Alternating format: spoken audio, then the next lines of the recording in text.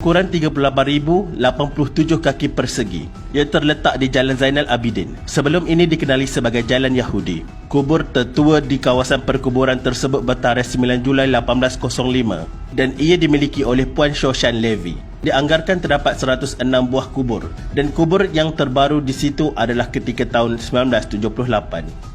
Satu-satunya rumah ibadat Yahudi, Sauma'ah, di Pulau Pinang yang terletak di Jalan Nagor telah ditutup pada tahun 1976. Penutupan ini adalah disebabkan masyarakat Yahudi yang pada ketika itu tidak dapat melakukan ibadat minyan, di mana terdapat seramai 10 orang lelaki berkumpul untuk beribadat secara beramai-ramai. Sebuah jalan di Pulau Pinang yang dinamakan sebagai Jalan Yahudi pernah diabadikan kerana di situ merupakan kawasan majoriti masyarakat Yahudi. Jalan ini merupakan jalan kecil yang terletak di antara Jalan Burmah dan Jalan McAllister di Georgetown.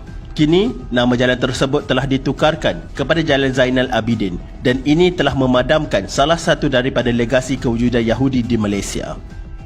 Percaya atau tidak, inilah kenyataan yang sedang berlaku. Gerakan Freemason juga kuat di Malaysia, antara yang paling kuat pengaruhnya di Asia. Apa yang mendukacitakan, terdapat juga orang Melayu yang berpendidikan tinggi dan berpangkat besar menyertai pertubuhan ini.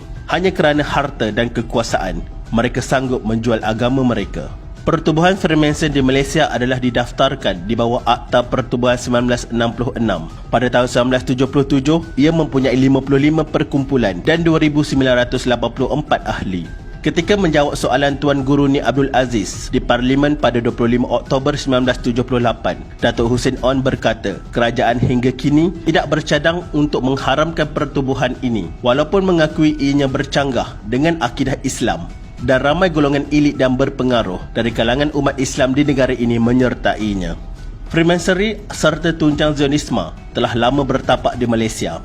Freemasonry dikatakan telah berselindung di sebalik gerakan keagamaan di Malaysia. Hakikatnya, mereka membawa masyarakat ke arah kebebasan serta kehidupan anti-Tuhan. Kajian secara terperinci perlu dilaksanakan terhadap kewujudan Freemasonry di Malaysia. Di Malaysia, cawangan Freemasonry beroperasi sebagai Loji Besar Daerah Timur Tengah atau dikenali sebagai DGLME. DGLME secara rasmi bermula di Kuala Lumpur pada 20 Oktober 1916.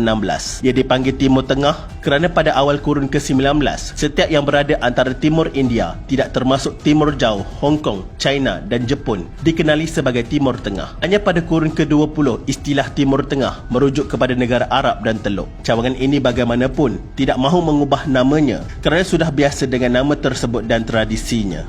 DGLME ini meliputi bandar yang luas, termasuk bandar lain di rantau ini, antaranya Singapura, Kuala Lumpur, Pulau Pinang, Ipoh, Kuantan, Kuching, Port Dickson, Port Klang, Taiping, Kota Kinabalu, Bangkok dan Pattaya.